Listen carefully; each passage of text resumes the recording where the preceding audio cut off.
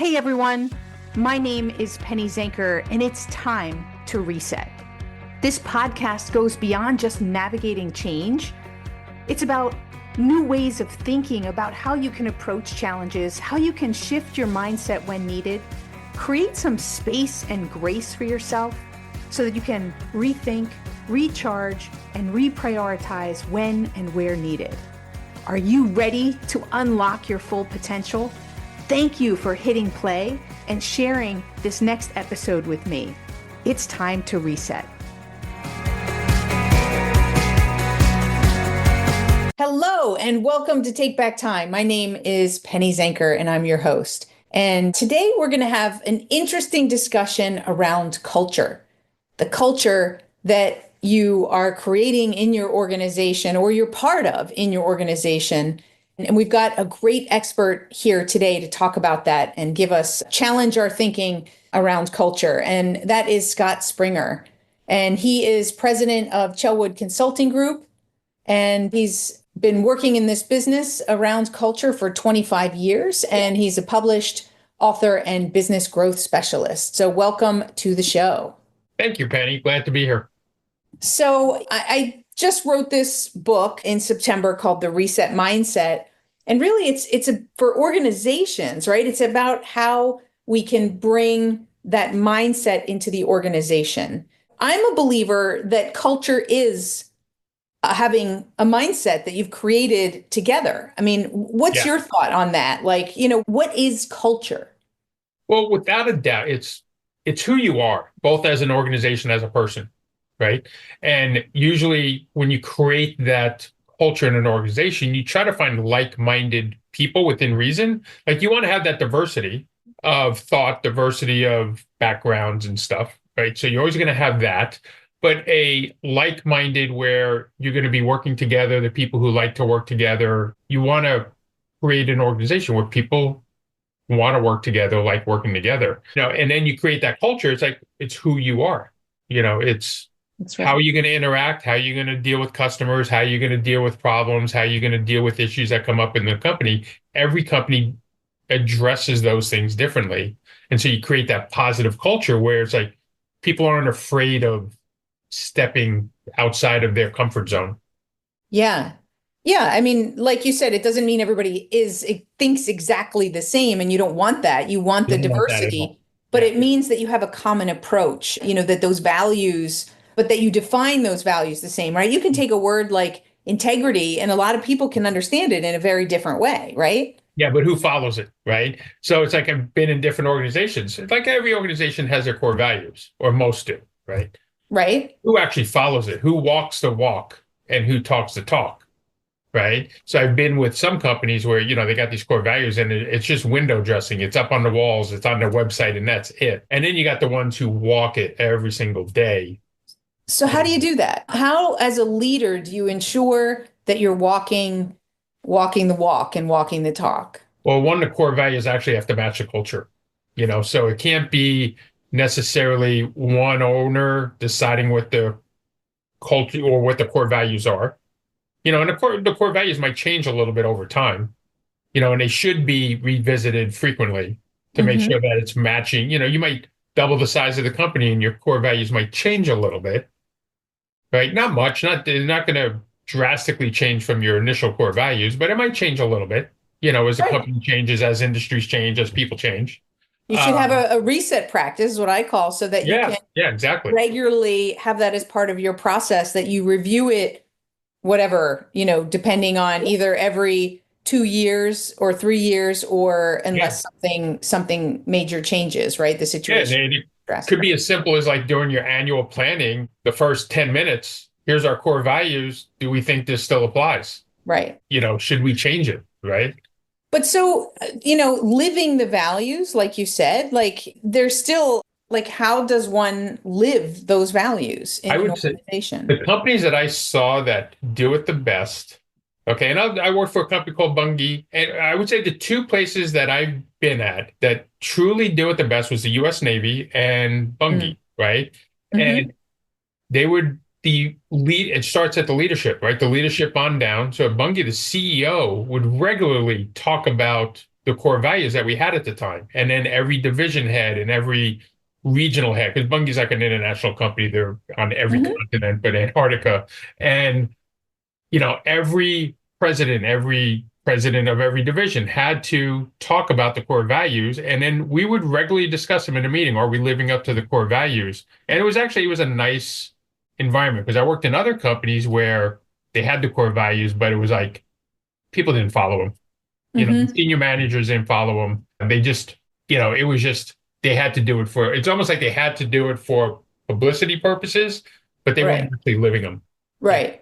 Because I've found that the companies that define the behaviors that yeah, they want to see that relate yeah. to that. So how do we define integrity and what are the Right. behaviors? How do we know that we're being living up to this level of integrity?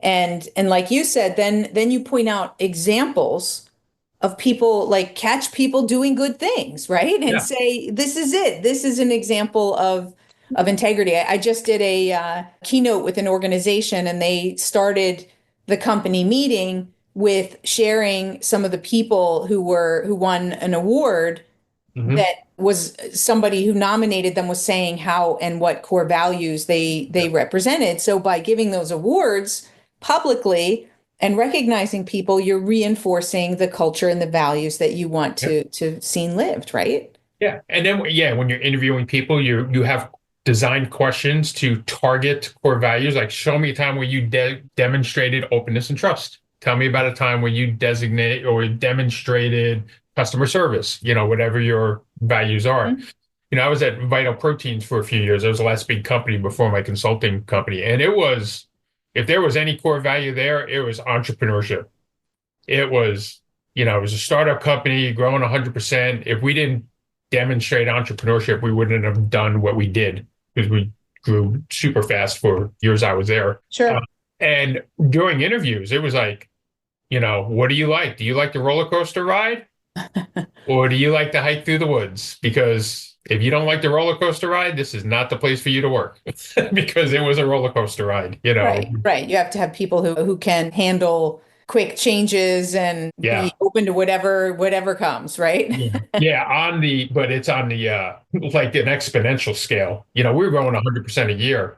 We grew from when I was there from about 35 million a year to 500 million a year, Right. in Yeah. 4 years, Right. Right. 5 years, right? It's fast, right? That's fast, right? And It's if fast, you're and not it's not ready for for that, everyone. And yeah, I think that's what's important also when we talk yeah, about culture, right? Is that not every culture is a fit for every person. And it is so important to make sure that there's a culture fit when you're hiring and when you are the person who's going to look for a job, that you're making sure that it's a fit for you and exactly.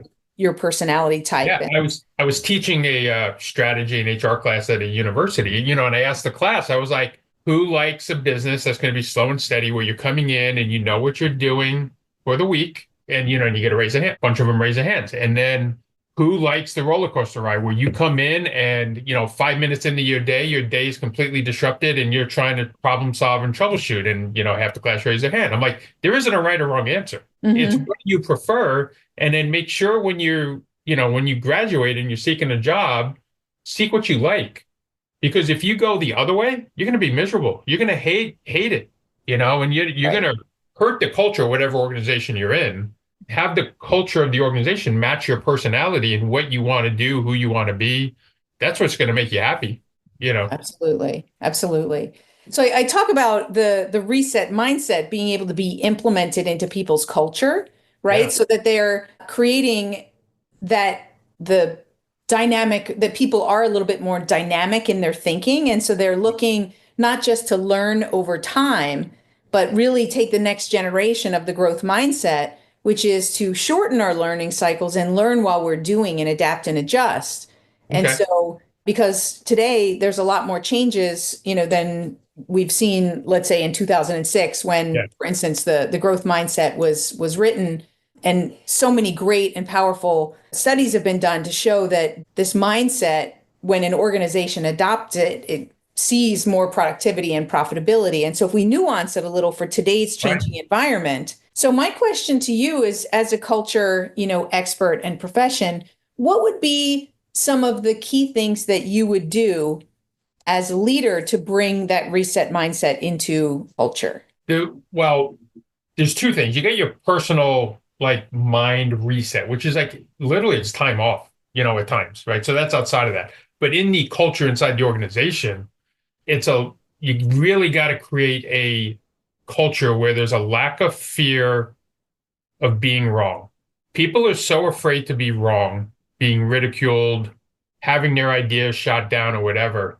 And it's really encouraging people to come out, throw ideas out there and then setting the groundwork ahead of time that we are not going to be the same a week from now, right? Forget a month from now or a quarter from now. We're going to be completely different a quarter or a year from now, but be comfortable constantly changing and help build that framework of how we're going to get there. We kind of know the goals, right? You have the goals of the organization set by the CEO, set by the board of directors, set by the owners, whatever it is. We have the goals. It could be a financial growth or whatever. How we get there is determined by us, the organization. And then you got to get that involvement, involve people. You got to include people, don't exclude people, all the way down to the lowest level. Sometimes the janitor might not provide the most revolutionary ideas for the organization to get to $1 billion or whatever it is. But you know what? Sometimes they spur on ideas. Sometimes they have ideas. Listen to them, Absolutely. You right? can't underestimate people because, Yeah. they know things and do things that complement each other, Yeah. right? You don't know what they do outside of their Exactly. work there. So absolutely. Yeah, how often, I don't know I've seen it a lot of times where it's like you're talking to somebody who drives a forklift and they have a business on the side that they do on the weekend with their wife, and the wife does it full time during the week, or the husband's doing it during the week, and the wife's working on a manufacturing line to cover the medical insurance for their business that they're growing, Right. Or they're developing AI and IT, exactly, depending on what it is. Yeah. You just don't know. You So find those people all the time. I was working at a company recently, and lady on the floor, and the supervisor's like, "Oh, she's a really smart person." And we talked to her, and we find out she's a doctor. She's a doctor working on a manufacturing floor, but she got it overseas, and she left the country before she got certified as a doctor. So now she's in the U.S. She went through 6 years of medical school. She just didn't finish it up. Right. So the spark of ideas that can come from people Like that. Yeah. in any Unbelievable. role is huge. So I'm Yeah. also a believer. Plus, people support what they create.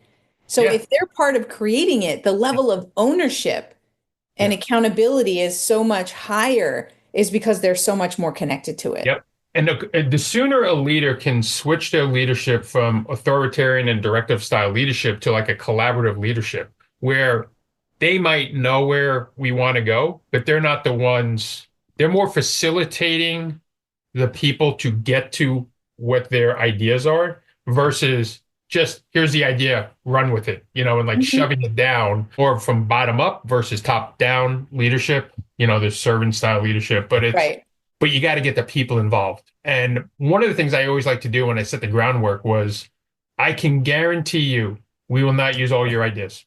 I'm telling you right now, right? But you got to throw your ideas out there. Please I'm going to reward you for throwing ideas. We might not ever use one of your ideas, but you got to throw them out there, because your ideas are going to generate ideas in other people who are going to generate ideas in the third person, the fourth person. In the end, the final concept, the final project, the final whatever we're designing, it's not any one person's idea, it's everybody's idea. Right. Too many people want to be the quarterback as opposed to the team player. Yeah, absolutely. But you know what I find important from what you said, you're pre-framing it to say we won't be able to use everyone's ideas, right? Because they might just not be a fit at this time, but that doesn't mean they're not good ideas. It just means they're not a fit right now for this. But I think what's missing sometimes is that some organizations, they collect the ideas, they do a survey, they do a workshop, but they don't follow up. They don't do the feedback. Yeah, they don't give feedback. They don't say thank you. And this is what, they hear nothing. And then you think that you're not appreciated, right? And you don't feel heard. So have you seen that impact on an organization? When they don't do the feedback? Oh, absolutely. Yeah.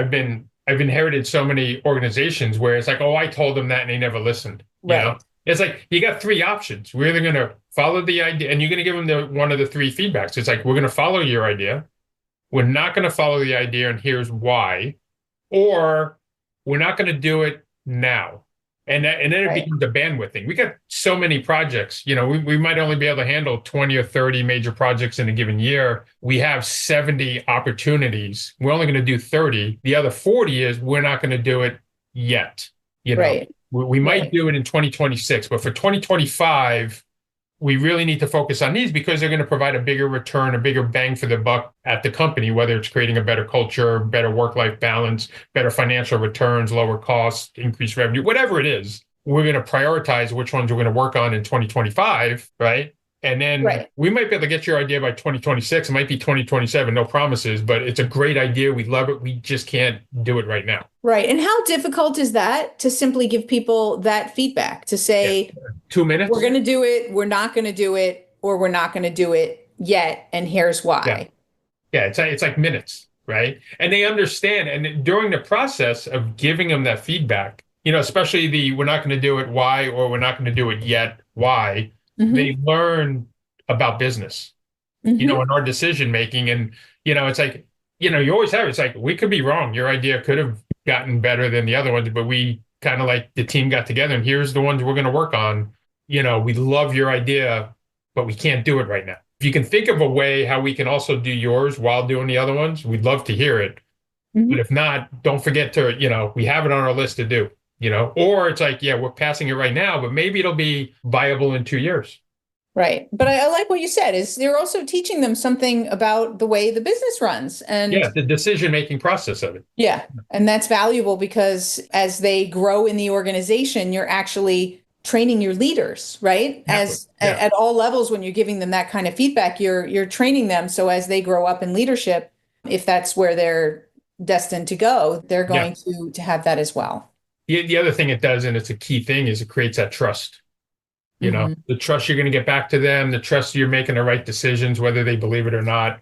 But you build that bridge of trust with the employees, and that's how you really create that great culture. Yeah, You know, absolutely. all So great cultures start with trust.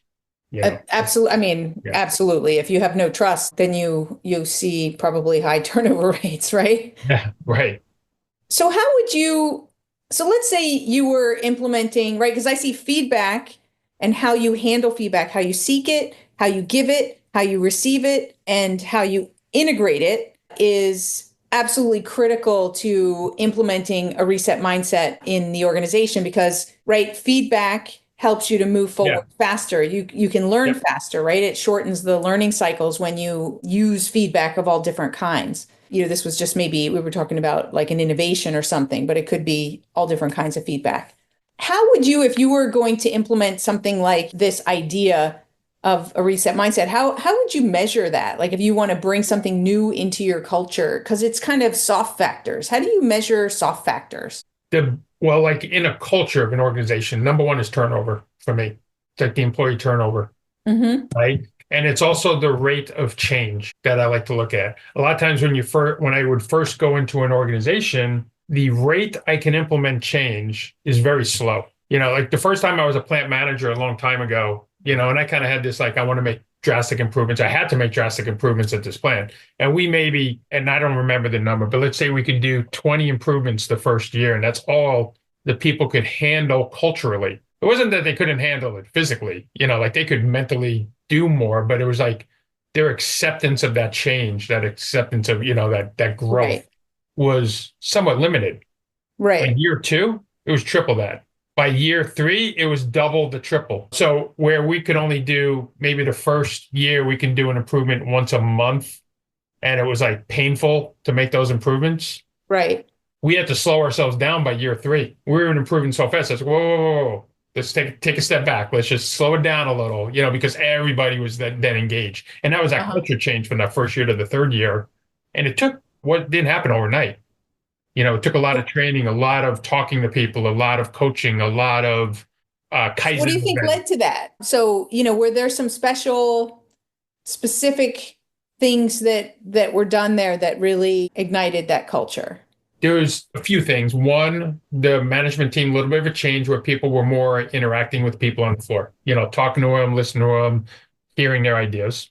Hmm. We would do where a lot of companies might do like a monthly town hall meeting or a quarterly town hall meeting where they talk about what's happening with the business. We did a weekly. Like everybody went to the meetings every week. We didn't shut down manufacturing. We overlapped the shifts so that everybody could attend. We would do multiple meetings so that everybody could attend and keep the Uh-huh. manufacturing lines running and the trucks being loaded, but we would slow it down during the weekly training. And then the other thing we did a lot of things they're called Kaizen events. Hmm. Initially it was consultant led, but then we were doing it ourselves. And it comes from a Japanese terminology. It comes from like Toyota manufacturing, where it's a week-long event. You get a small team of people, and they're going to, in that 1 week from Monday through Friday, and then we would do some smaller ones too. But for the main part, Monday through Friday, include people at the lowest level on the floor, all the operators, and you're going to drastically improve one area in a week. Where some companies might have, okay, we're going to improve this line 20% over the course of the year. It's like, no, we're going to do it by Friday. Right. And so so like a Kaizen event, right, so do you take it where we're going to take this process and we're going to reduce the time that it takes by half? Like you set Yes. this Yeah. really Yeah. like almost seemingly impossible goals Yep. that force people, right, to think Yeah. outside the box and think, okay, well, how are we doing it today? And, what needs to happen? In the first few, there are people like, no way, there's Right. impossible. It can't be done. And that's why you need to have someone who's really good at facilitating those meetings Hmm. and it is a process. You walk through this process to get it there, get that brainstorming, get the new ideas out there. And all of a sudden you prioritize what you can implement. And probably 80-90% of the Kaizen events are 100% successful on their goals. Uh-huh. If you're going to reduce the changeover time, like you mentioned, by 50%, 80-90% of the time you're able to do it. Maybe 10 to 20%, you only get it to like 40% or 35%, whatever it is, the But change. it's already huge, right? I mean, Already a huge improvement. It's already, that's not anything to sneeze at, yeah, right? those things always they pay for themselves like within months usually. Yes. Sometimes weeks. Like I've been on Kaizen events where it's like, oh, December, it's like this very expensive 1 week Kaizen paying for a consultant and everything that was implemented pays for itself by the end of January, right? Being December right now. Sometimes it takes a year, but usually they're very fast paybacks when Well, and there's doesn't it really fire people up too? Because they've accomplished oh something pretty yeah, yeah. spectacular. Yep. And then what we did, the first ones I did were at Bungie, right? And I've done them at every company since then, almost every company. They report out at the end of the week, and they're reporting out to like the presidents and CEOs of the company. Every Friday, different plants would be reporting out, Hmm. and everybody knew that morning from 8 to noon, there was a schedule of who was reporting every hour, and they're doing, it wasn't Zoom back then, but whatever, the video call, and they were presenting to everybody and the results that they got. And it was always a Right. huge celebration on Fridays when they get the result. Yeah. Well, that's awesome. So, Scott, what didn't I ask you that you really wanted to share today? I would say creating culture that the mind reset, right? It always starts with the leaders of the plant. People on the floor always have great ideas. Supervisors have great ideas. But if the people above them are not listening, right? And like we said earlier, not every idea is going to be a great idea, but they're out there. Too often I hear owners of companies, CEOs of companies like, my door's open, they can come in at any time. I'm like, listen, dude, they are not going Right. to come through that door. You have to go to them. You have to Yeah. create that bridge to them.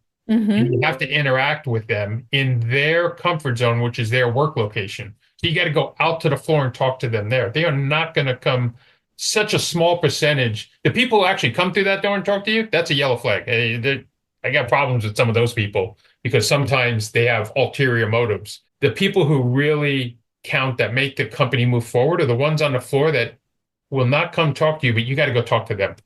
Hmm. You have to create that bridge of trust and go talk to them on the floor every day, Hmm. not once a week, but once or twice a day. You got to be walking out there 15 minutes, pick a different person every day, talk to them, get to know them, pick their brain on how to make their lives easier. You're not saying, you don't go out there and like, how can we make more money? They don't care. How can we Right. make your job easier is the question they ask. Yeah. What's your biggest pain point? What drives you nuts every single day? And how can we fix that? Right. Because everybody wants to do a good job. Yeah. I believe that. I believe that people do. And we have to, assume that, right? Start with that Right. assumption and treat Yep. people like that Yeah, for sure. exactly. So, Scott, where can people find out more information about you? Go to my website is chelwoodgroup.com. That's CHEL woodgroup.com, or you can email me at scott@chelwoodgroup.com. We get several consultants I work with. We all got over 20 years of experience. We come in and help companies scale and grow and help you in different areas of operations, supply chain, or just growing your company. Fantastic. Well, thank you so much for being here. I appreciate it. Thanks for having me. And thank you all for being here as listening to this show. Culture is also two-sided. Culture is from the leaders bringing that culture through the organization, but as an individual, you support that culture, right? How you show up every day makes a difference to that culture as well. So, finding that right fit is so key, and really look for today's changing environment and knowing that, stuff is going to happen and it's not personal when it happens at work. We might think, really be open to reset, understand a conflict might just be a misunderstanding. And when you have a reset mindset, you'll be able to utilize your perception of things and shift it so that you can approach things much easier, and change will become easier to handle, and you'll see greater productivity, greater satisfaction in everything that you do. So anyway, thank you so much for being here, everyone. My name is Penny Zenker, and this is Take Back Time. We'll see you in the next episode. Hey, thank you for spending this time with me. It really means a lot. If you're feeling a little off, distracted, overwhelmed, stuck, or just out of sync, remember that's your signal to reset. And that's all it takes, just recognizing one reset moment at a time. So stay tuned for more tips, tools, tricks, stories, strategies, all here on Time to Reset. We'll see you in the next episode.